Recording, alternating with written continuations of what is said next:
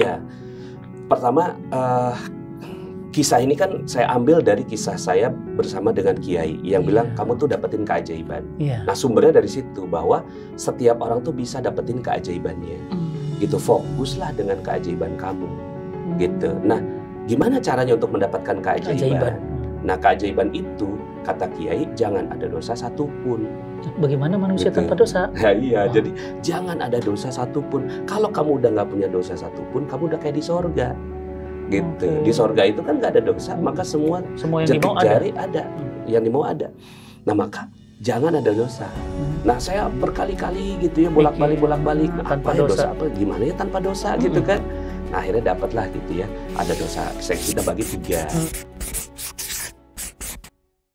Assalamualaikum warahmatullahi wabarakatuh.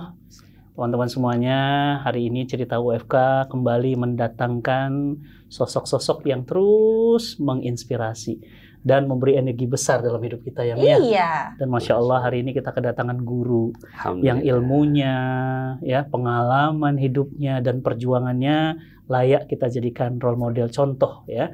Dan hari ini kita akan ngobrol dengan founder Magnet Rezeki. Siapa lagi kalau bukan Ustaz Nasrullah dan Bu Yuni.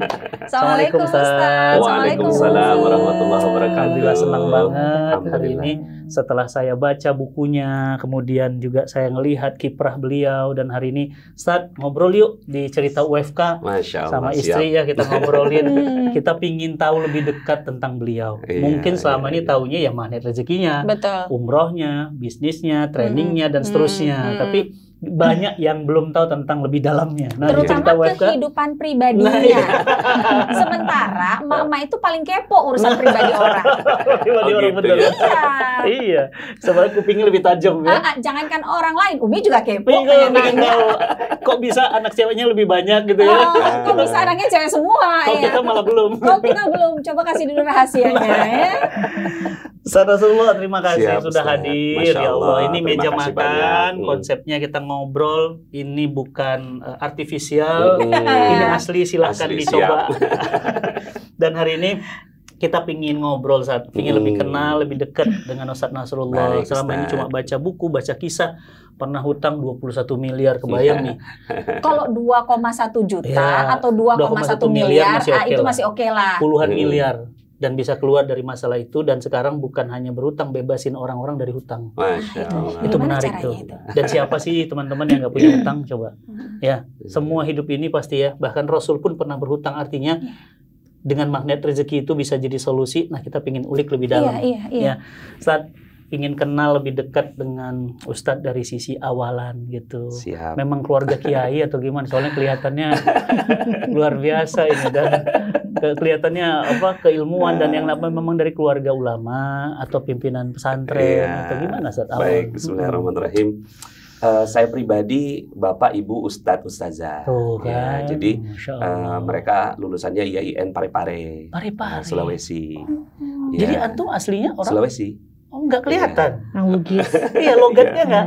Iya, karena lahir besar di Jakarta. Malah saya kira Sunda. Iya ya. Parepare. Masya Allah. Ya, jadi Bapak merantau gitu tahun 72 ke, ya kan jiwanya orang Bugis tuh saudagar Bugis Makassar perantau dan gitu. Pedagang biasanya. Terus ibu setelah selesai dari IAIN itu dia teman-temannya jadi pejabat-pejabat di Kementerian Agama gitu. Tapi beliau dilarang kerja sama bapak. Gitu. Akhirnya ya beliau kalau gitu ya saya jadiin aja rumah saya pesantren gitu. Akhirnya semua anaknya itu bisa baca Quran dari ibu saya. 9 gitu. 9 anak ya. Satu ibu. Jadi saya anak ketiga. Ya udah saya belajar agama dari ibu gitu, belajar ulumuddin gitu, belajar pidato, belajar ceramah gitu, jadi dai itu ibu yang ngelatih, ibu yang ngajakin saya tuh pidato-pidato di mana-mana gitu, lomba puisi. Gitu. Masya Allah. Jadi ya memang latar belakangnya nggak bisa disebut keluarga kiai kali ya, tapi keluarga ustadz ustazah lah gitu. Memang ada terah darah dai ya sebenarnya. Iya. Dan saya juga nggak tahu, ibu saya ini yatim, diasuh sama seorang ulama yang terkenal di Sulawesi, namanya Kiai Muhammad Ambok Dale. Ya, Ambok Dale ini bagi orang Sulawesi itu wali, gitu. Bagi orang Sulawesi, sangat dimuliakan. Ambok Dale. Nah, Ambok Dale ini artinya tuh bapaknya rezeki. Dari sana. Itulah saya bilang, kenapa ya saya kok dakwanya rezeki? Oh, ternyata ada terah rezeki. Ada terah rezeki di situ. Ambok Dale. Ambok Dale itu. Nah, ibu dan ayah masih ada. Bapak meninggal beberapa tahun yang lalu, kemudian ibu masih ada. Ibu masih ada. Ya. Kalaulah Ustadz dari keluarga dai ulama, kalau Bunda Ustazah dari Yuni? Kalau saya sih alhamdulillah juga bapak sama ibu lulusan pesantren. Tuh. Iya. Kakeknya kiai. Kebetulan kakek. Jadi kakek saya punya pesantren di Lampung. Orang Lampung. Kalau dari suku saya suku Banten. Banten Sunda berarti masih. Iya. Cuma memang tinggal di Lampung. Kakek itu punya pesantren Qori'ah. Allah. Sampai sekarang di Lampung sampai sekarang. Masih ada ya. Kakeknya sudah ada. Beberapa juara nasional tuh dari pesantren. Dari situ. Jadi di Talang Padang. Jadi memang fokusnya ke Al-Qur'an, pesantren Qur'an. Nah, ini ketemunya apa di pesantren atau di mana nih bisa ketemu? Ini ketemunya di kampus ya. Ketemunya di tahajud sebenarnya lebih tepatnya gitu ya. Kampus tahajud maksudnya. Iya. Jadi saya itu kakak kelasnya dia. Kan kalau di kampus tuh dulu kan ada daurah-daurah gitu ya. Nah, saya tuh senang ditugaskan kalau jadi imam gitu. Jadi imam. Nah, untuk tahajud itu biasanya saya yang jadi imam. Nah, pada saat satu daurah itu beliau salah satu pesertanya. Antum mau tahajud atau mau cari jodoh? Enggak tahu. Ini mau tahajud atau mau cari jodoh? Jadi nggak tahu. Saya imam aja tugas kok. Ini kan mahasiswa baru. Nah, pas malam pertama itu dia terkesan dengan suara saya. Allah. Gitu. Hati-hati Umi, jangan jatuh cinta sama suara. Coba diceritain. Nggak tahu waktu itu siapa. Dia pikir ustadz mana gitu. Itu juga jatuh cintanya bukan karena apanya, tapi karena saya pengen diimami gitu dengan beneran jadi imam. Gitu. Iya, jadi waktu itu kan memang ayah saya tuh sangat ketat banget mendidik saya. Saya tuh nggak boleh keluar kemana-mana. Jadi itu adalah daurah pertama saya. Belum pernah. Saya belum pernah daurah gitu. Belum pernah keluar jauh dari rumah. Gitu. Nah, terus kemudian ketika tahajud, kok imamnya bagus banget ya. Masya Allah. Kayak imam gitu. Haramain gitu. Umi waktu itu kebayang nggak umurnya berapa sih imam ini? Oh enggak kepikir juga ya. Yang penting suka aja jatuh cinta sama suaranya. Nggak tahu kalau itu tuh sebenarnya mahasiswa. Gitu. Dipikir ustaz gitu. Dipikir ustaz mana gitu kan gitu. Ya karena mereka keluarganya kan Qori. Jadi ngedengar bacaan itu udah jadi sesuatu yang biasa. Gitu. Terus udahlah gitu ya tuh hari pertama tuh. Begitu malam kedua semangat gitu kan. Mau denger lagi nih gitu. Sholatnya bukan karena Allah. Tapi nggak ada sparkling cinta, nggak ada. Cuma pengen suka aja. Iya gitu kan. Karena memang waktu itu tahajud itu benar-benar berkesan banget.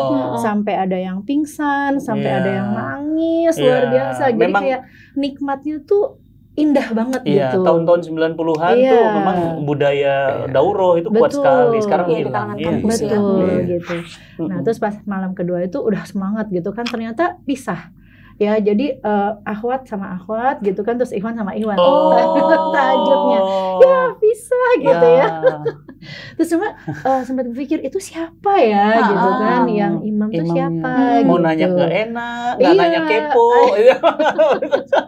Cuma yang pasti pada saat itu nggak kebayang gitu kan, nggak kebayang tuh bahwa itu tuh ternyata mahasiswa gitu, kakak kelas gitu. Terus akhirnya benar-benar bisa ketemu dan kayak baru saling tahu. Iya, jadi awalnya tuh ya terus saya di satu jalan gitu ya, ngelihat ada seorang wanita gitu dengan kibasan jilbabnya gitu. Berkibar-kibar kayak bendera. Kok ini beda ya? Itu kayak ada cahaya gitu loh yang siapa itu gitu kan? Caranya gitu. Allah Ya tuh. udah, cuma astagfirullah begini aja gitu kan. Imam tahajud gitu. Benar. Astagfirullah. Harus berubah, sorry ya. Sampai akhirnya ada satu pertemuan rapat waktu itu, meeting untuk bikin bimbel gitu, bimbel jurusan. Terus tahu-tahu dia sebagai salah satu peserta gitu. Wah, rasanya indah gitu, tapi saya malu gitu kan. Tapi saya nggak kenal. Dia nggak kenal juga. Dan belum ngeh juga ini imamnya ya.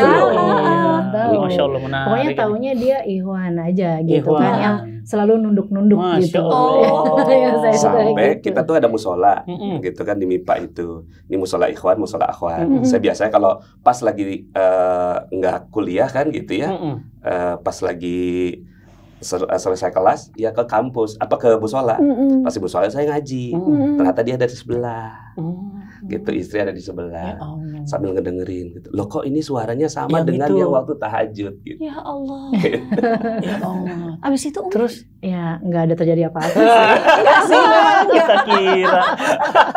Itulah kita kepo banget ya Nia. Iya, sampai akhirnya dia tahu bahwa oh ini imamnya adalah mahasiswa. Ternyata.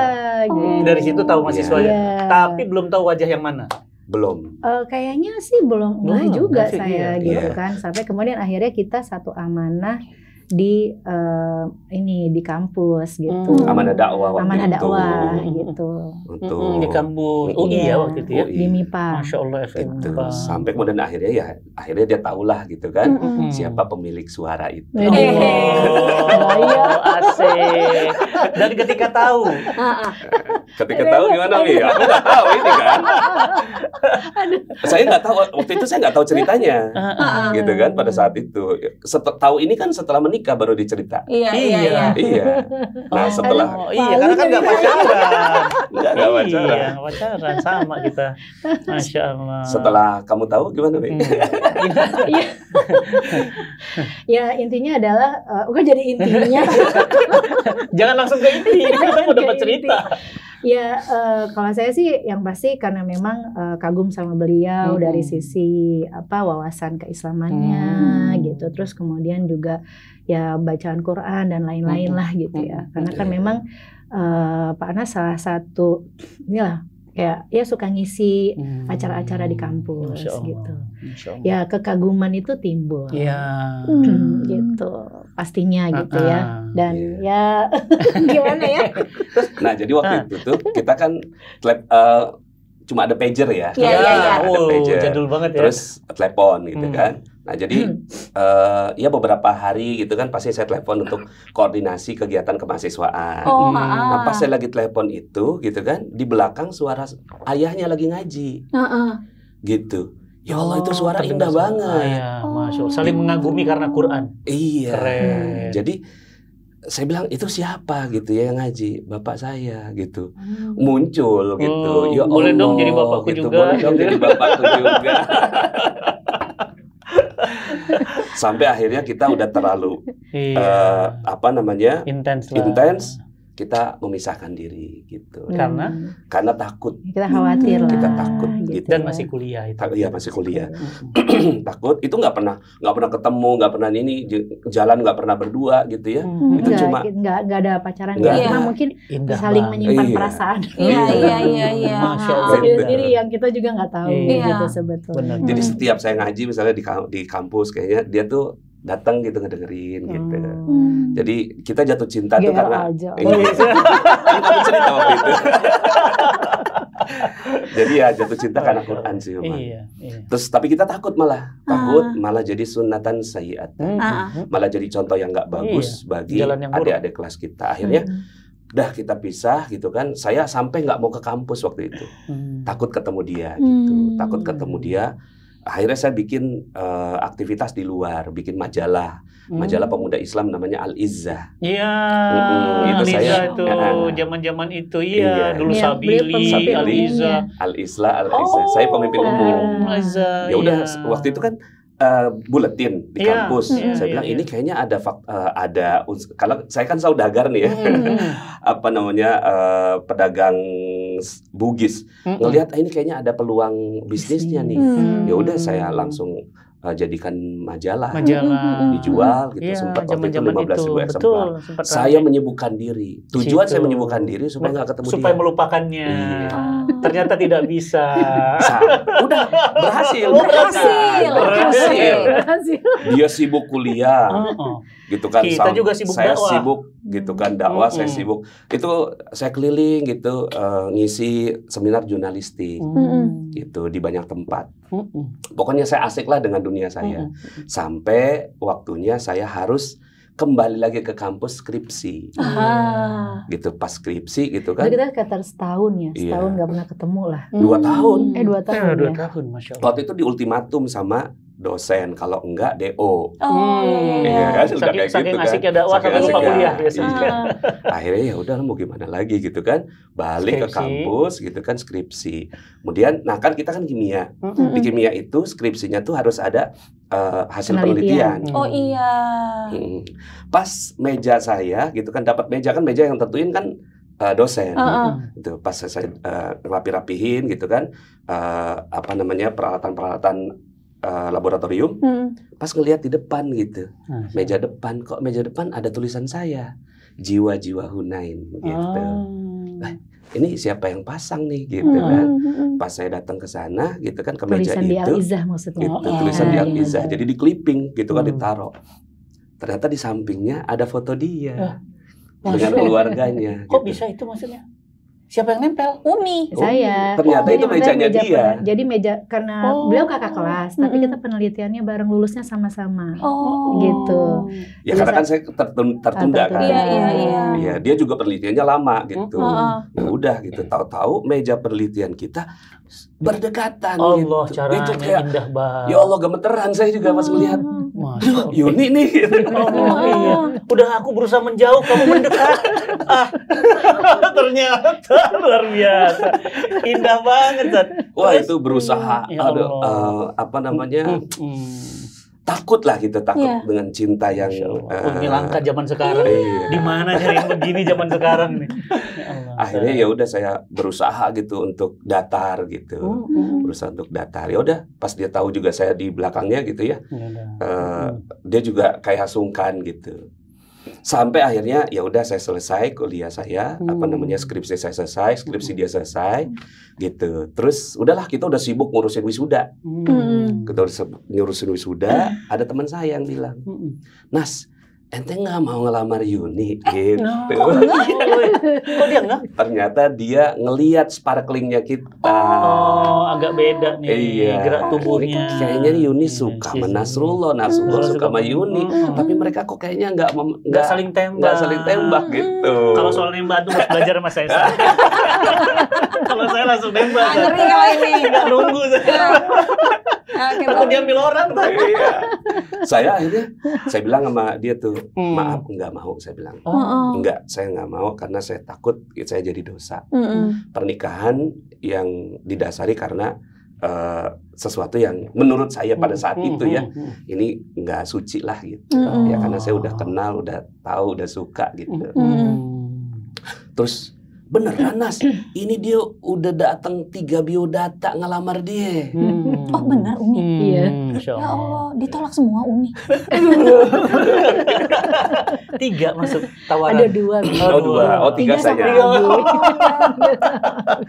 Terus akhirnya? Iya, jadi ada 2 orang yang memang sudah berniat gitu kan. Terus kemudian waktu itu ada satu dari guru ngaji gitu ya.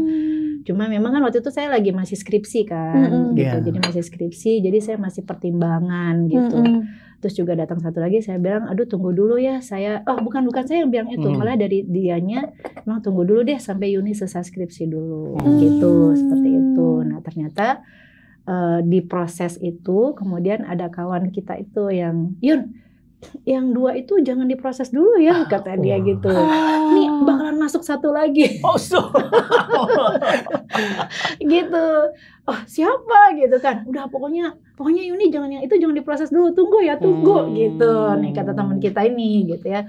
Terus ternyata begitu datang, wah namanya Nasrullah gitu. Tapi sebelum datang biodata itu, beneran Ri gitu, udah ada 2 gitu. Beneran gitu. Aduh. sayang juga ya. Akhirnya masuk biodata ketiga. Sayang. Padahal saya sudah siap.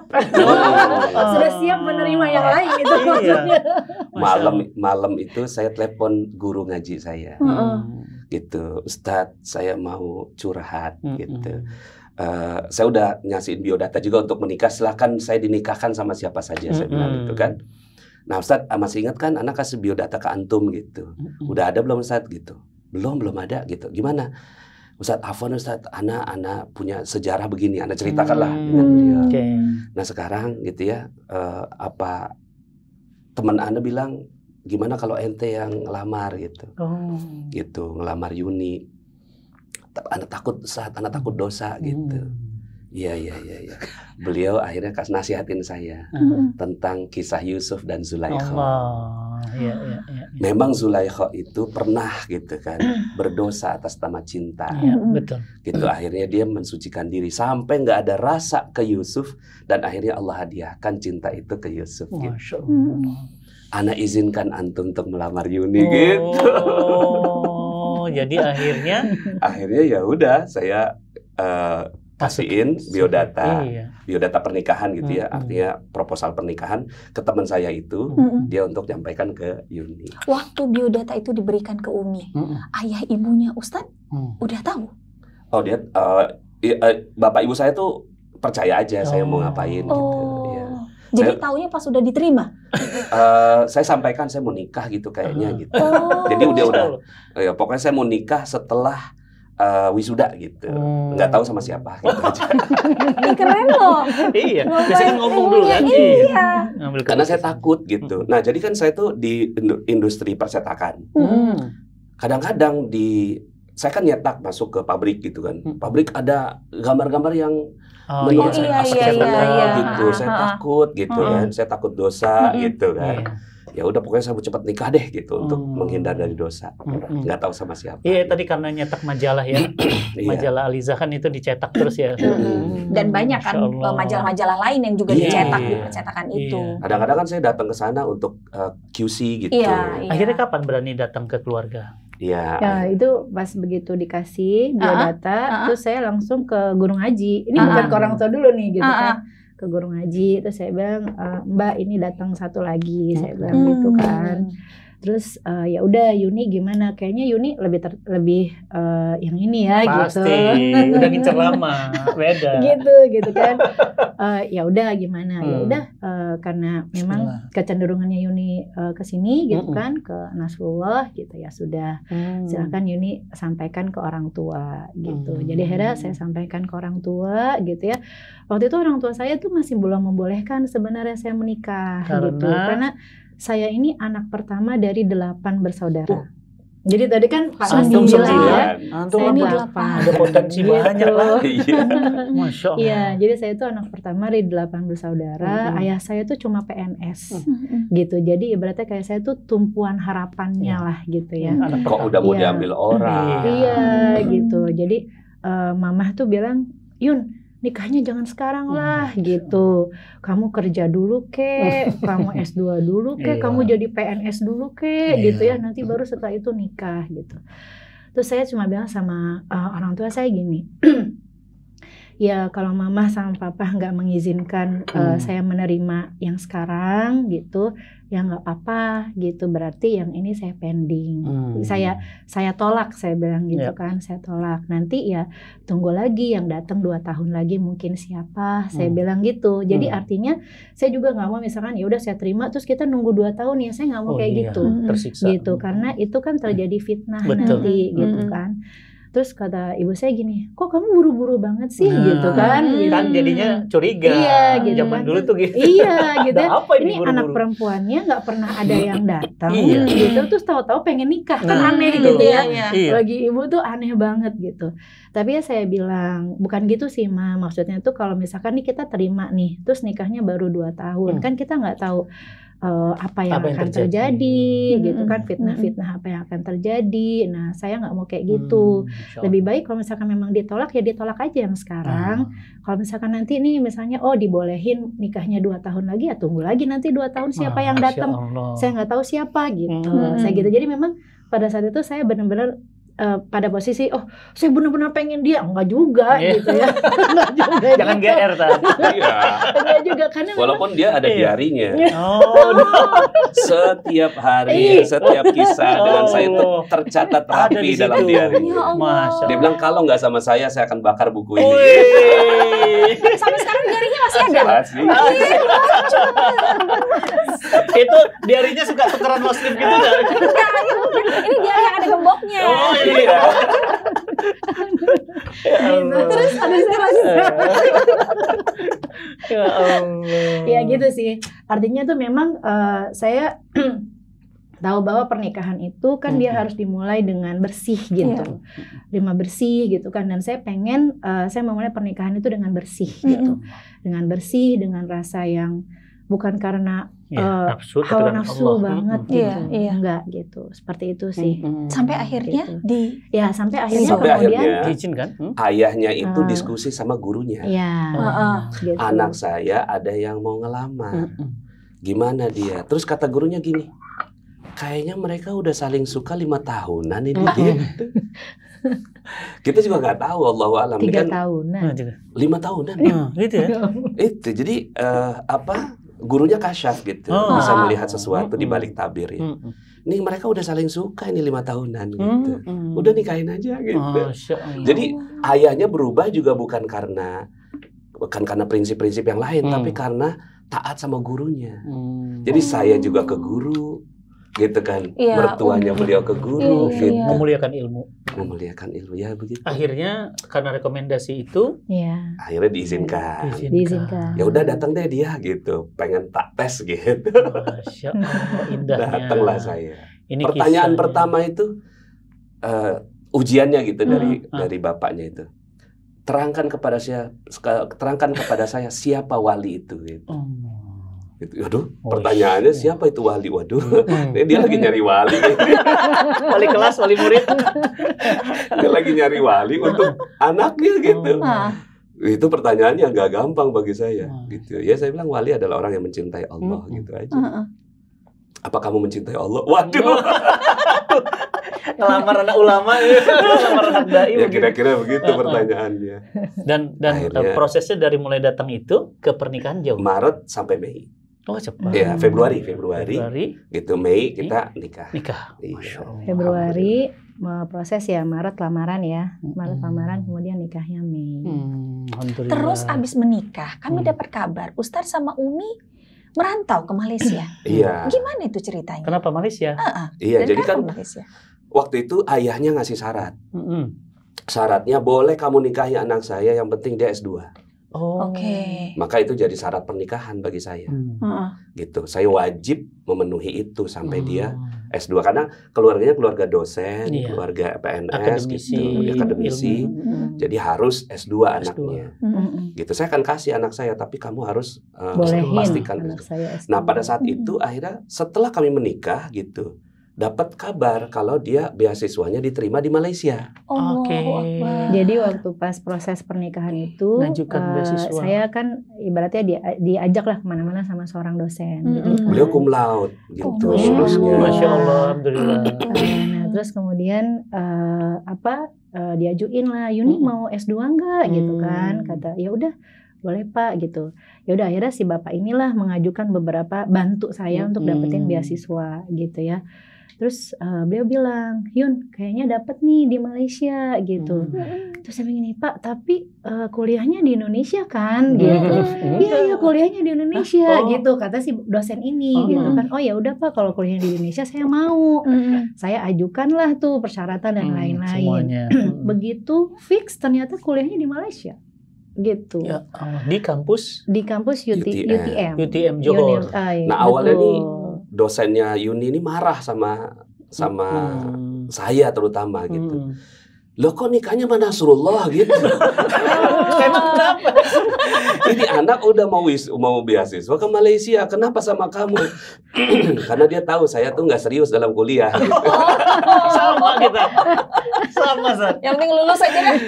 Ya Allah. Karena yang merekomendasikan dia ke Malaysia adalah guru pembimbing skripsi saya. Iya. Jadi tahu yang tahu betul track recordnya. Iya, lulus juga karena kasihan Iya, kali ya. betul. Saya juga sama. Kok bisa sih kamu nikahnya sama Nasrullah gitu? Saya tuh IPK 2,5. Ya, IPB. Institut fleksibel banget. Istri saya 3,95. Allah. Sama. Iya. Allah. Jadi akhirnya kok sama Nasrullah? Ya, akhirnya ya udah, itu kan udah menjadi perjanjian syarat nikah. Bagi saya itu, waduh, saya udah nggak bisa ngapa-ngapain ya gitu. Sebenarnya dia nggak mau gitu, udahlah nggak usah deh gitu kan. Cuma saya bilang kapan lagi? Iya. Saya nggak punya orang tua. Iya. Waktu itu saya cuma ngasih duit dia nikah itu cuma 5 juta gitu. Zaman itu artinya saya nggak punya duit lah gitu ya sebenarnya. Untuk menikah itu ya udah yang penting ada gitu. Berapa gitu uang penaik, kalau di orang Bugis kan penaik. 5 juta tuh kecil banget. Zaman dulu aja udah kecil. Tahun apalagi 2001. Iya. Yang normal waktu itu 30 sampai 50 juta. Itu gitu. Normal. Saya 5 juta. Ya Allah. Nah, terus suruh lagi S2, ya nggak punya duit kan. Saya bilang ya udahlah, terima aja ini gitu. Aku korbankan semua yang ada di sini. Jadi majalah Al-Iza, bisnis saya gitu yang saya lagi jalanin gitu kan, saya jual gitu ke orang lain yang mau mengelola. Gitu. Akhirnya kita berangkat ke Malaysia dengan mengorbankan semua yang ada di sini. Makanya nggak mau pulang kalau nggak jadi dokter dua-duanya. Oh gitu awalnya. Waktu itu niatnya kayak gitu. Tidak akan pulang sebelum dokter dua-duanya. Semulus itukah perjalanan di Malaysia?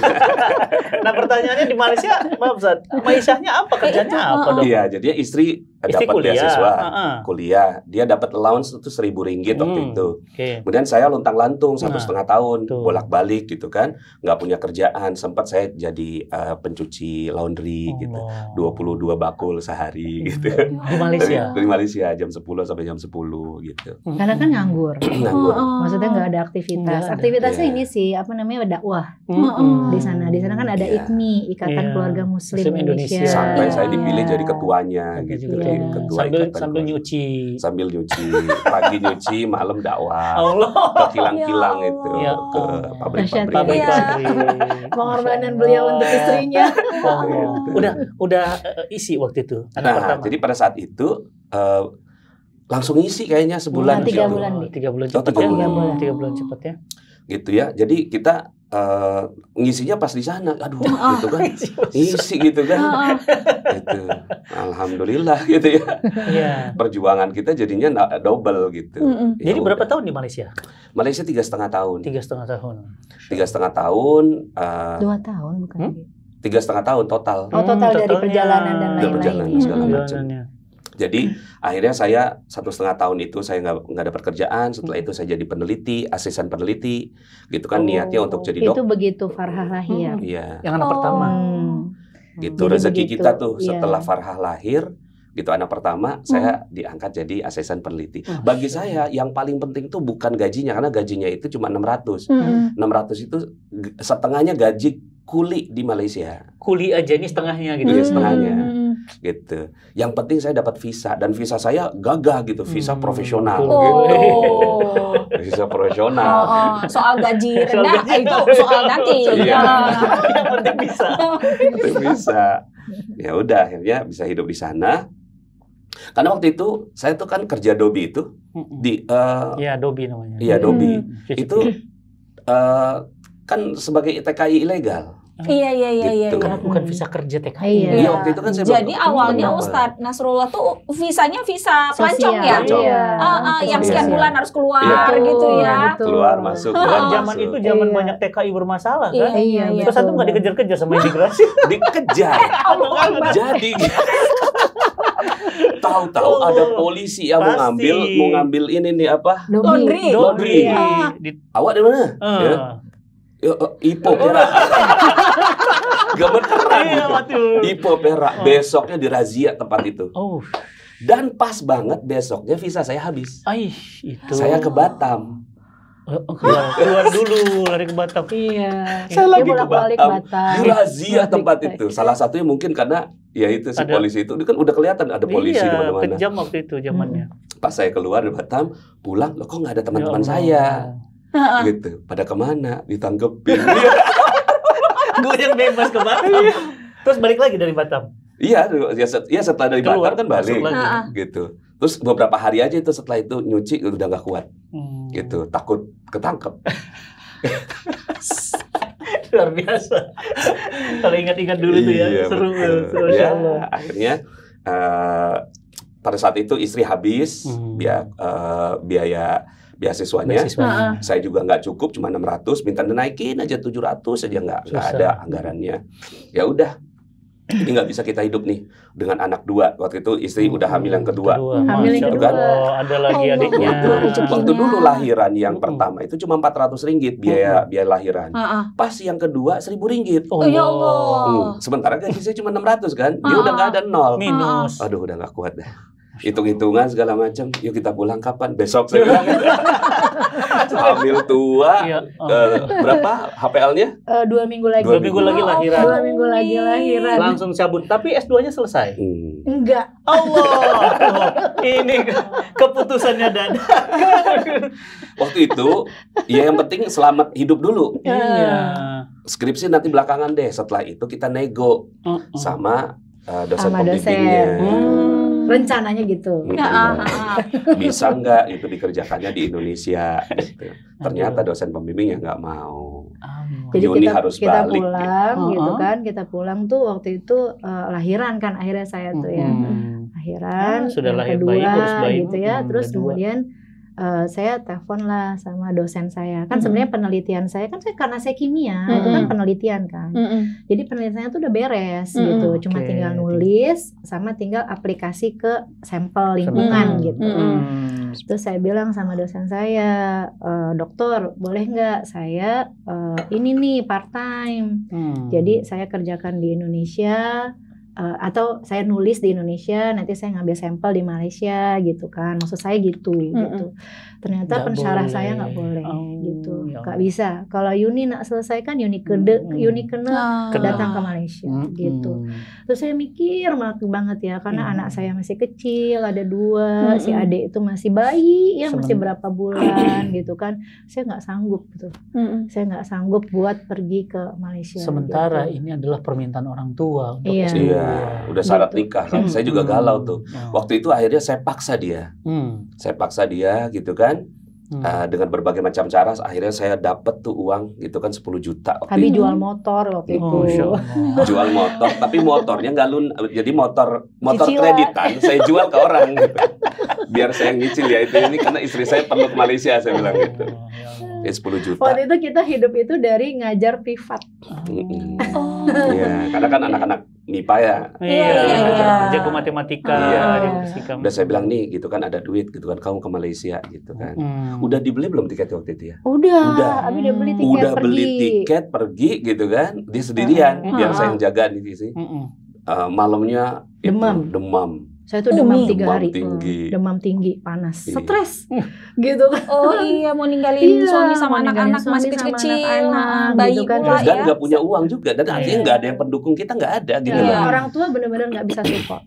Gitu. Maksudnya tuh nggak bisa support, nggak ada dana gitu. Orang tua tuh nggak punya dana juga. Gitu. Jadi di otak saya tuh kayak sebuah ujian yang sangat besar banget dan saya nggak sanggup gitu. Cuma saya nggak berani ngomong sama orang tua gitu. Jadi akhirnya ya itu sakit gitu ya, demam panas tinggi 3 hari gitu. Kemudian akhirnya setelah demam tinggi itu orang tua bilang ya udah deh kalau Yuni nggak mau pergi ya udah gitu. Akhirnya diikhlaskan sama orang tua. Karena saya pada saat itu nggak bisa ngapa-ngapain gitu ya. Saya udah berusaha sebagai suami memenuhi syarat nikah. Dan berjuang banget untuk itu. Setelah itu habis ngajar-ngajar Ustadz apa? Iya, akhirnya saya setelah sambil ngajar, sambil ngeliat peluang, akhirnya saya buka toko keramik. Ada sambungannya Ustadz sebenarnya. Jadi kan itu motor dijual 10 juta ya waktu itu. Terus kemudian sebagian dibeliin tiket saya, terus ada uang kan masih nih, ya kan 9 juta. Ini diapain ya nih uang ya gitu kan, motor udah kejual soalnya. Ini uang diapain? Kalau didiemin aja pasti habis gitu kan. Akhirnya cari-carilah peluang usaha gitu. Toko keramik. Keramik apa? Keramik lantai. Jualan keramik lantai. Karena bapak tuh punya material. Ya ada channelnya lah buat ke pabrik gitu. Karena kan modalnya murah karena cuma display aja. Modal display. Udah setelah 1 tahun jadi toko keramik gitu. Terus ngelihat ada kontraktor, enaknya jadi kontraktor gitu kan. Akhirnya jadi kontraktor tahun depannya. Cuma kan kontraktor itu ada kontrak baru ngantor. Gitu kan. Mikir ada teman-teman yang jadi developer gitu. Akhirnya jadi developer. Punya bisnis perumahan. Bangun perumahan di Jakarta, di Depok. Oh, di Depok. Di Depok. Nah, itu pernah sempat 1 tahun itu 400 unit rumah terbangun. Setahun 400. Masya Allah. Rumah itu harga banyak berapaan? banget. Itu harga 200-an sampai 300-an. Pada saat itu zaman ya. itu. Nah, sempatlah waktu itu ya puluhan miliar masuk ke rekening. Berubah jiwanya gitu. Udah mulai sombong, nyakitin orang. Nganggap diri hebat. Karena dulu nggak punya duit. Sekarang nggak punya duit. Tapi saya selesai S2. Saya S2 lagi. Nah, akhirnya coba ini diselesaikan dulu. Dari bisnis itulah. Kamu S2? Saya S2 UI. Masya Allah. Di Kesehatan Lingkungan UI. Berarti sebenarnya S2-nya 2 kali. Saya S2-nya 2 kali karena beliau mau menunaikan janji syarat gitu. Janji saya S2. Nah, saya itu dengar kabar Ustaz sampai kejebak hutang 21 miliar. Itu gimana ceritanya 21 miliar? Jadi waktu itu saya lagi ngebangin project. Ada 5 yang berjalan bersamaan. Ini yang developer. Oh. 5 berjalan bersamaan, gitu kan ternyata pokoknya waktu itu pesat banget. Iya, ada krisis ekonomi yang 2009. 2008. Iya. Ya, yang Lehman Brothers. Pada tumbang perumahan. Ya, nah itu kan akhirnya kebijakan bank itu tidak memberikan kredit gitu. Dan yang memang kalau bicara krisis makro, yang terkena dampaknya langsung properti gitu. Nah, saya nggak ngerti tuh ekonomi makro gitu. Waktu itu sebenarnya udah ada tanda-tandanya, tapi ya udah kita buka project. Pas buka project itu nggak laku-laku lah. Iyalah, belinya berat orang juga. Akhirnya pas nggak laku, diambil semua tanah-tanah saya ini sama investor. Jadi investor yang ngambil semuanya, udahlah saya kembaliin gitu kan. Gitu. Nah, pada saat itu sombongnya ada gitu. Bismillah saya masih bisa gitu kan. Karena udah punya ilmu developer, udah kenal bank gitu kan, mulai kenalan sama bank.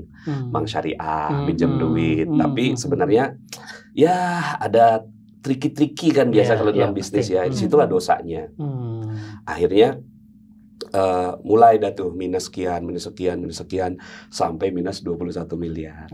Mulai dari bank syariah ke bank setengah syariah, ke bank konvensional, ke BPR gitu kan. Minjemnya tuh sampai ke bank kepala hitam, udah kena juga. Nah, di titik itu debt collector datang berjilid-jilid gitu kan. Terus kemudian bolak-balik, aktivitasnya tuh cuma bolak-balik ke pengadilan, laporan polisi, itu aja udah tiap hari. Gak tentram itu. Gitu. Ini kalau ada bel nih ting tong, udah langsung wah gitu. Itu anak berapa? Anak 3. Oh, udah 3 anak. Masya Allah. Anak 3 mau 4 ya waktu itu. Nah, pada saat itu hampir bunuh diri. Karena saking gak kuat. Saking gak kuatnya. Gitu, saya teriak sambil naik mobil 170 km gitu. Itu dari Jakarta menuju Merak. Karena saking beratnya, tekanan. Gak kuat. Itu udah bener kata Al-Quran tuh ya. Orang-orang yang makan riba itu seperti orang kerasukan setan. Saya benar-benar kerasukan setan pada saat itu. Gitu kan. Gitu. Nah, pada saat itu astagfirullah gitu. Masih ada lah sedikit tuh ilmu-ilmu agama dari orang tua dari awal tuh. Astagfirullah gitu. Itu takutnya tuh bukan karena takut mati, takut kalau nggak mati gimana? Kan nambah persoalan gitu. Nah, di titik itulah akhirnya saya diantar sama bapaknya beliau tuh ke gurunya. Guru lagi yang Guru lagi. Apa nasihat beliau? Ya pada saat itu, udahlah Nas, kamu kok stres banget gitu. Nih saya antar ke gurunya papa gitu.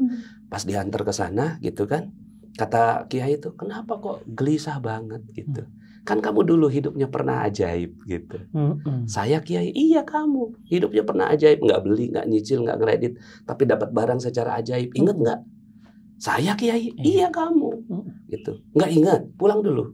Pulanglah saya, pulang coba mikir. Ingat, karena saking stresnya udah nggak ingat. Iya, udah nggak ingat tuh semuanya. Itu tahun 2010 gitu ketemu Kiai.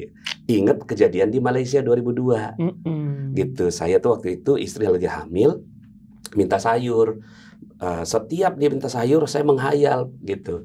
Enak kalau punya kulkas. Belinya sekali, masaknya seminggu. Gitu. Nah, orang Malaysia itu kan kalau mau ganti perabot, letakkan perabot yang lama di depan. Di depan rumah. Silakan diambil sama siapa saja, gitu kan. Nah, kenal ya Ustaz ya? Saya 5 tahun di Malaysia. Oh gitu. Di Kuala Lumpur. Nah, waktu itu sholat zuhur. Ya doanya mah Robbana-Atina, tapi di kepala pengen kulkas. Pas keluar dari masjid, ada kulkas dibuang. Gitu. Ada kulkas dibuang. Gitu ya, akhirnya saya telepon teman saya, boleh nggak diambil ini, jumlah tarik lah, gitu kan, dibawanya sampai rumah nyala. Masih bagus, gitu, masih bagus gitu kan ternyata. 2002 tuh, ini kali yang dibilang Kiai, gitu kan, datang lagi saya ke Kiai, udah inget belum kulkas ya, gitu, udah inget belum kulkas ya, iya Kiai, gitu. Tuh kan kamu nggak beli, nggak nyicil, nggak kredit, tapi dapat barang secara ajaib, gitu. Terusin dong, yang kayak gitu yang harusnya hidup kamu jalanin.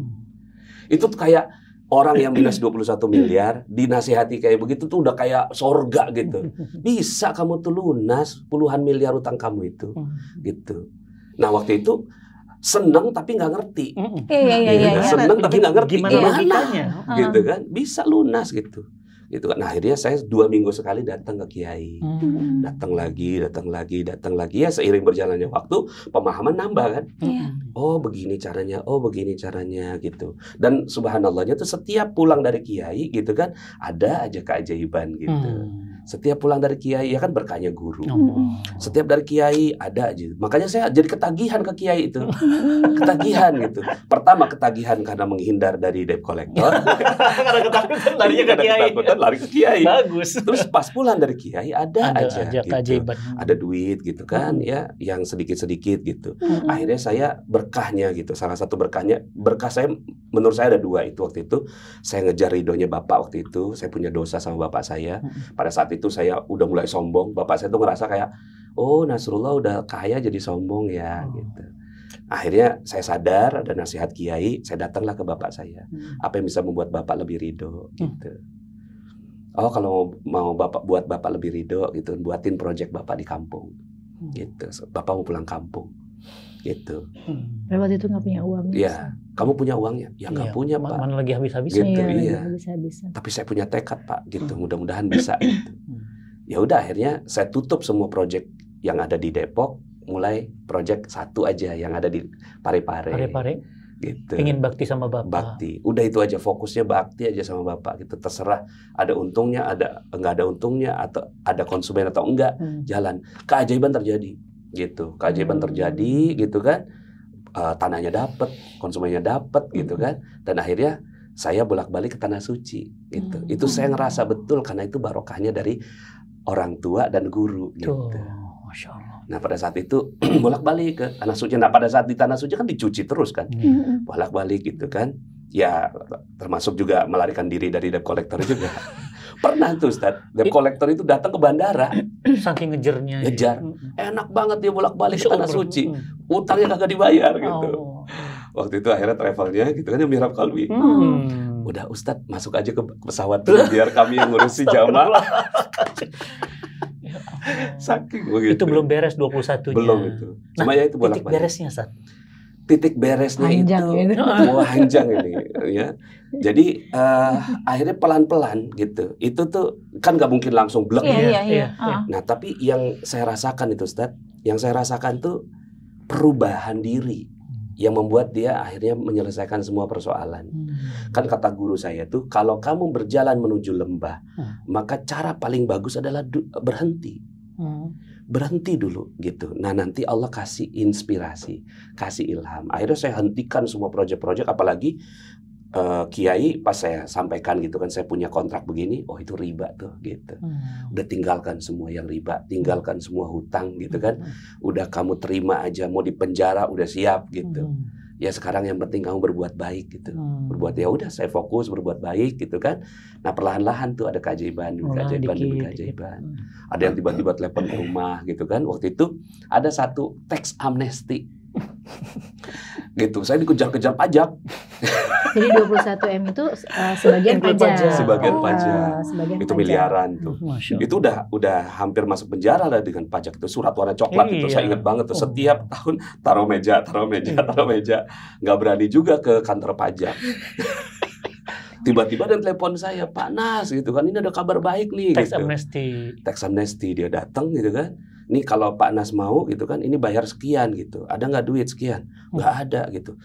Kalau nggak dibayar, nanti tetap ini akan jadi utang pajak gitu, dosa abadi gitu. Tapi ini kesempatannya gitu. Akhirnya saya bayar cuma sekitar 20%-nya lah.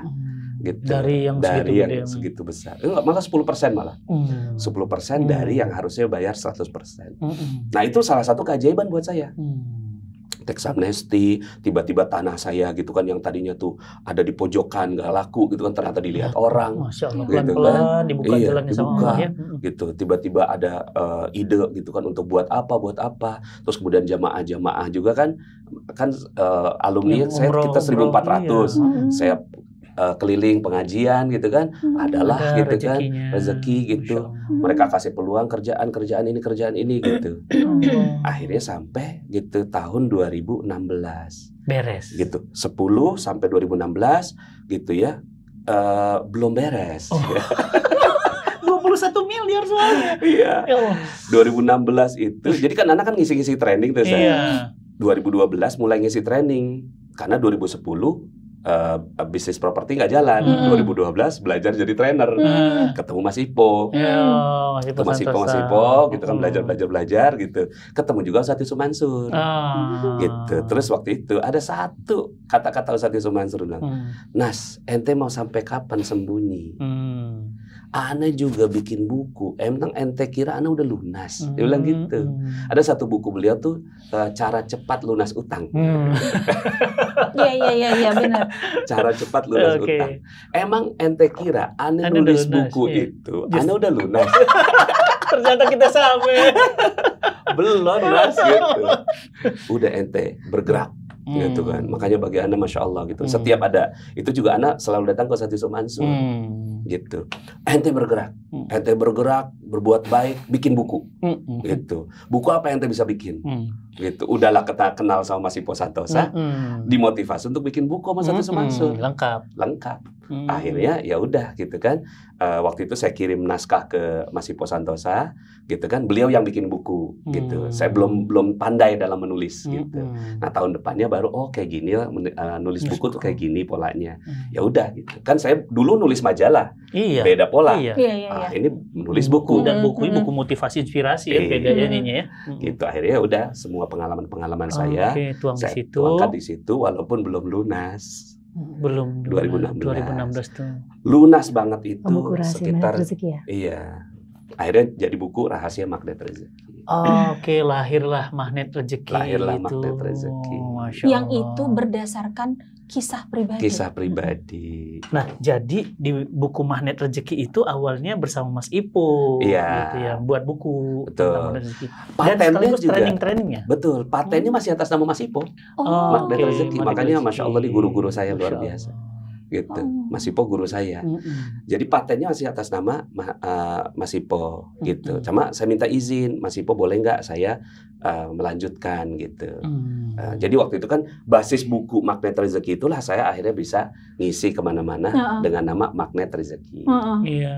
Dan saya udah baca bukunya itu Abi udah baca, itu sudah cetakan ke 79. Iya, 79. Ya Allah. Iya, super mega bestseller itu. Iya. Sampai sekarang udah 85, Zat. Masya Allah. Cetakan ke 85. 85 cetakan. Iya. Makanya sekarang dikenal dengan Ustadz Nasrullah Magnet Rezeki. Rahasia Magnet Rezeki. Menarik rezeki dahsyat dengan caranya Allah. ini waktu saya baca sudah ke 79 dari 2016 sampai 2024 79, sekarang sudah 85. Iya. Berarti mungkin sudah jutaan. Setahu saya 500.000. Oh belum 7 juta, tapi sudah 500.000. Masya Allah bisa. Belum bajakannya. Iya. Kalau itu sih agak susah ya. Jadi buat teman-teman yang mau punya ini bisa ikut trainingnya juga. Sekarang ada training, saya lihat ada training public training gitu. Nah ini saya bikin buku ini ya untuk berbagi, itu 100% royaltinya buat sedekah. Gitu. Ya alhamdulillah. Untuk anak-anak santri itulah. Gitu. Masya Allah. Jadi sekarang ada didikan pesantren juga, Ustaz? Iya, pesantren kita sekarang ini lokasinya ada 4. Alhamdulillah. Gitu. Satu di Depok, satu lagi di Bogor, dekat sini. Di Bogor, gitu. Di jalan apa? Dekat Atang Sanjaya. Oh, Atang Sanjaya sana, iya. Oke. Kemudian yang ketiga di Bandung, tapi di Bandung ini TK SD. Kemudian di Tegal. Tegal juga. Udah 4 santri-santrinya dihidupin dari buku ini. Jadi setiap teman-teman beli buku, dapat manfaatnya, teman-teman ya. Bukunya buku asli ya. Bukunya asli ya. Dan juga ini belajar semua, ilmunya mudah diserap. Saya bacanya ringan banget. Dan 100% untuk pembiayaan menghidupi pesantren. Luar biasa berkah. Sampai sekarang royaltinya 4 miliar. Allah. Iya pasti. Tapi berarti titik selesainya si 21 di miliar di mana? Iya, titik selesainya sekitar 2018-2019. Oh, sebenarnya masih baru-baru juga ya. Baru. Masya Allah. Baru. Alhamdulillah. Dari wajah sekarang udah lebih seger. Gitu. Antum kalau ketemu anak dulu gitu, nggak mau ketemu, Ustaz. Kayak ulat bulu. Ya. Ulat bulu itu kan kalau ketemu tuh gatel-gatel gitu. Sekarang energi ya alhamdulillah gitu kan, mudah-mudahan setelah masuk ke pompong jadi kupu-kupu gitu kan. Dari ulat bulu ke pompong kupu-kupu. Allah. Nah, poin utama saat kenapa antum sekarang fokus di magnet rezeki? Apa yang mau dibangkitkan dari magnet rezeki? Kan karena pertamanya bagi tugas, ya kan, macam-macam lah gitu kan, dakwah di bidang Quran, tasawuf gitu kan, akhlak, akidah. Saya memfokuskan diri di rezeki. Pertama karena kisah hidup saya yang seperti itu, ujian-ujian hidup gitu kan. Ya udahlah ini khasnya saya gitu. Kemudian yang kedua, saya juga melihat bahwa pangkal persoalan rumah tangga itu banyak dari rezeki. Urusan harta, urusan uang. Mungkin kita udah Islam ya. Itu kan udah tinggal ditambahlah ilmu keislamannya gitu. Tinggal cuma persoalannya adalah kadal fakru ayakuna kufran. Hampir saja kefakiran itu kufur ya, mendekatkan kalian pada kekufuran. Nah, makanya akhirnya ya udahlah bismillah saya memfokuskan diri di bidang rezeki ini gitu. Waktu itu juga saya minta izin sama kiai. Boleh nggak kiai gitu kan? Ini inspirasi dari kiai ini saya jadikan buku gitu. Ya, saya bawakan bukunya. Oh, jadi buku ya. Masya Allah. Sampai sekarang masih ada kiai? Kiai masih ada tapi udah nggak mau ditemui. Gitu. Beliau udah sangat sepuh lah. Sudah sepuh. Ya, udah fokus ke Allah aja katanya. Sekarang ini Zat, buku ini kan ada beberapa part Zat. Saya lihat ya, Masya Allah nih, menarik banget ya. Jadi misalnya kunci rahasia 1 ya, power of positive thinking, positive feeling, ya kan, motivasi positif, kemudian akhirnya jadi ini. Nah, bisa di sharing sedikit kenapa dengan positive feeling dan positive thinking? Iya, pertama kisah ini kan saya ambil dari kisah saya bersama dengan kiai yang bilang kamu tuh dapetin keajaiban. Nah, sumbernya dari situ bahwa setiap orang tuh bisa dapetin keajaibannya. Gitu, fokuslah dengan keajaiban kamu. Gitu. Nah, gimana caranya untuk mendapatkan keajaiban? Nah, keajaiban itu kata kiai jangan ada dosa satupun. Bagaimana manusia tanpa dosa? Nah, iya, jadi jangan ada dosa satupun. Kalau kamu udah nggak punya dosa satupun, kamu udah kayak di sorga. Gitu. Di sorga itu kan nggak ada dosa, maka semua yang jari jari ada, yang dimau ada. Nah, maka jangan ada dosa. Nah, saya berkali-kali gitu ya bolak-balik. Nah, apa ya dosa apa? Gimana ya tanpa dosa gitu kan? Nah, akhirnya dapatlah gitu ya. Ada dosa, kita bagi 3. Dosa pikiran, dosa perasaan, dan dosa motivasi. Maka bersihin pikirannya. Gitu, bahwa semuanya sudah bagus-bagus saja. Gitu kan, bersihkan perasaannya. Gitu kan, perasaan tuh nggak boleh ada galau, khawatir, cemas. Kenapa saya belajar ini? Karena kan menghadapi debt collector. Dulu marah. ambil dari kisahnya. Iya, dulu marah, kecewa, gitu kan, sakit hati, dendam, gitu kan, dihina-hina orang. Nggak boleh yang kayak gitu-gitu. Hadapin dengan baik, gitu. Itu positive feelingnya jadinya. Nah, ternyata ketika saya hadapi dengan positive feeling, debt collector tuh baik juga kok. Gitu. Karena dia juga manusia. Dia juga manusia. Gitu kan, saya kasihin apa namanya air gitu kan, dulu kan gitu kan, ngapain lagi gitu kan, udah capek saya ditagih gitu kan. Tapi setelah itu gitu kan, ya udah kasihin pisang goreng, kasihin minum, maaf ya Pak, saya belum bisa, saya penjara kamu. Ya kalau memang penjara adalah ujungnya, ya nggak apa-apa Pak, gitu. Dia juga nggak bisa ngapa-ngapain. Nah akhirnya ya positive feeling itu betul-betul kita latih, kita asah supaya gitu persoalannya selesai, gitu. Plus positive motivation. Nah pernah waktu itu tuh, Jomi ceritain yang aku dikepung 20 debt collector. Ya Allah. 20? Enggak, jadi waktu itu saya tuh lagi hamil terus kemudian itu hampir setiap hari itu ada yang ngebel, kalau nggak debt collector konsumen yang marah. Konsumen yang marah karena kita itu tinggal di perumahan yang kami bangun sendiri. Jadi kalau konsumen mau komplain, tinggal datang ke rumah komplain gitu. Jadi bagi saya juga waktu itu tuh bener-bener kayak, aduh pokoknya nggak berani keluar, nggak bisa ketemu sama ibu-ibu gitu ya, ibu-ibu tetangga komplek tuh masya Allah lah luar biasa. Nah pada saat itu pernah saya kaget banget gitu kan, aduh masya Allah ini kok orang-orang ini semua gitu kan datang ke rumah gitu. Dan ya kan kami di rumah perempuan semua kan gitu. Terus alhamdulillahnya rumah orang tua saya itu dekat gitu. Terus saya telepon lah bapak saya. Saya bilang, waktu itu saya bilang sama Abi gini, Bi ada debt collector ke rumah banyak banget. Aku bilang gitu, Abi jangan ke rumah ya, aku bilang gitu. Jangan pulang. Abi jangan pulang. Saya bilang gitu, Abi jangan pulang karena saya nggak tahu kalau misalkan suami saya pulang, gimana gitu kan, saya nggak tahu gitu. Tapi saya nggak bisa menghadapi mereka sendiri gitu. Akhirnya saya minta tolong sama bapak saya pada saat itu.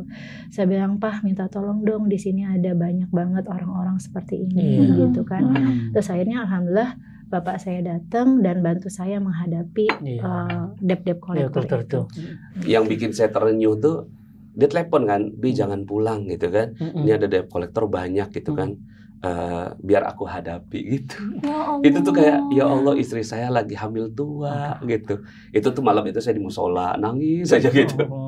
Ya Allah saya kayak nggak berdaya ya Allah gitu. Cuma kayak gitu perasaan nggak berdaya tapi dulu marah. Sekarang udah nggak bisa marah. Sampai udah nggak boleh marah sedikit pun gitu terhadap takdir Allah gitu, terhadap orang yang yang kejadian seperti itulah. Gitu. Jadi ya pada saat itu ya Allah aku nggak berdaya, maafkan aku yang salah gitu. Nah pada saat itu ego saya dijatuhkan sejatuh-jatuhnya dan saya merasa bahwa salah satu yang membuat rezeki kita tertahan tuh ego, gitu. Egonya tinggi banget pada saat itu saya. Nah pada saat itu ya udah Allah habisi saya sampai ego saya sangat rendah. Nah pada saat itu saya ketika ditelepon istri saya, ya Allah saya kok gak berdaya sekali ya, gitu. Cuma ya pada saat itu kesombongan hancur sehancur-hancurnya itu ya. Hancur. Itu yang saya maksud dengan positive feeling. Positive feeling gitu kan. Ya udah nggak boleh marah Nas gitu kan, nggak boleh kecewa, nggak boleh sakit hati, nggak boleh galau gitu. Nah waktu itu zikir aja, tarik nafas dalam-dalam. Ya Allah lindungi istri saya ya Allah, lindungi anak-anak semuanya, anak-anak semua perempuan ya Allah. Gitu. Ya gitulah saat itu yang teman-teman ini semua rasakan saat. Iya. Rame DM ke saya saat. Jadi saya mencoba nyerap rasanya antum. Tiap hari saat DM saya tuh rame banget karena saya mungkin teman-teman tahu ya, saya bangun masjid, bangun pesantren, bangun seakan-akan tuh saya banyak duit saat. Iya. Padahal itu mah uang umat. Iya, titipan. Jadi mereka itu saat sampai saat tolong saat saya hampir bunuh diri. Jadi banyak sekali saat tolong saat saya dijebak utang. Begitu ditanya jauh dari 21 miliar saat. Kadang-kadang cuma 2,1, 21 juta. Tapi mereka bilang saya bingung saat tolong saat. Dan ini sudah kejaran kesekian. Jadi saya jadi ngerti ya kenapa kemudian kita taat sama Allah itu mendatangkan ketenangan ya. Riba itu mendatangkan keharaman. Sakitnya kayak gitu. Saya berutang saat.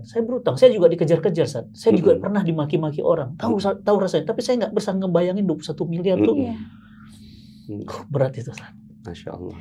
pernah pada posisi itu Pak Anas benar-benar nggak bisa ngapa-ngapain gitu. Jadi kan awalnya itu ketika ada amanah gitu ya, kita menyebutnya hutang itu amanah gitu. Ketika ada amanah itu numpuk tambahnya kan. Itu akhirnya, dalam perenungan. Saya punya utang, nggak boleh. Apa ya? Oh, saya punya amanah. Jadi memposisikan diri itu. Saya nggak mau posisi di bawah. Positive feeling itu. Oh, saya punya amanah. Iya, saya punya amanah. Amanah itu kan kayak, saya dipercaya loh. Iya, kalau hutang kan energinya rendah. Itu ya, dibuat. Iya, di switch gitu. Jadi nge-switchnya dengan kata-kata gitu ya. Nah, waktu itu saya ingat banget gitu ya, Pak Nas pernah berada pada posisi di mana ya udah nggak ada yang dilakukan gitu. Saya tuh sambil bilang, Bi usaha apa kek? Aku bilang gitu kan. Bi usaha apa kek? Kita lagi kondisi kayak gini. Abi usaha apa? Terus Pak Nas bilang, ya Abi usaha apa? Gitu. Abi udah kesini semua mentok gitu. Semakin Abi berusaha, semakin besar gitu amanah kita gitu. Seperti itu gitu kan. Jadi akhirnya Pak Anas tuh benar-benar ya udah nggak melakukan apapun, udah fokus aja ke Allah akhirnya, gitu, fokus ngaji, fokus menghafal, gitu kan, fokus melakukan semua perbuatan baik, udah fokus ke situ. Saya ngeh banget gitu fase itu gitu, fase dimana emang kita udah ya udah gitu, kayak juga nggak tahu apa yang harus dilakukan, ya udah kita serahin aja sama Allah. Ya Allah. Gitu.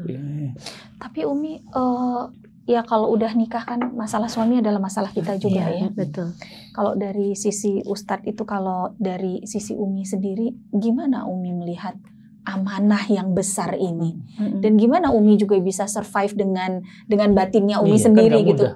Ustadz kan tadi juga berjuang dengan hatinya sendiri gitu ya. Belum anak-anak banyak gitu. Memang sih kita ini perempuan kayak yang harus kuat untuk suami, harus kuat untuk anak. Tapi juga kan sebetulnya kita struggle ya sama diri kita sendiri. Umi pernah nggak ada di titik yang aduh kayaknya aku udah nyerah deh gitu? Kalau titik itu sih insya Allah enggak gitu, nggak ada titik itu gitu, karena apa ya memang pada saat itu kondisi suami kan seperti itu ya. Saya dulu pernah kerja.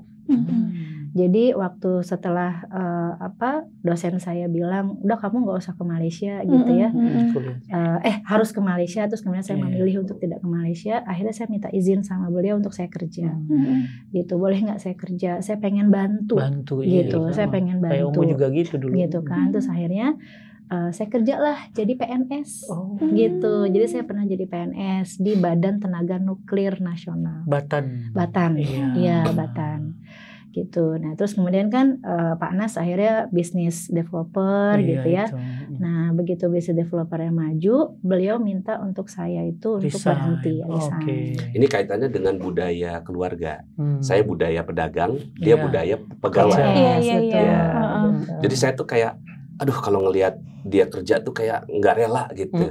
Nah, sementara dia juga ngelihat saya gitu kan, kok roller coaster banget pengusaha begitu. Betul, saya kan pengen aman gitu istilahnya gitu kan. Sementara yang dicari nggak aman.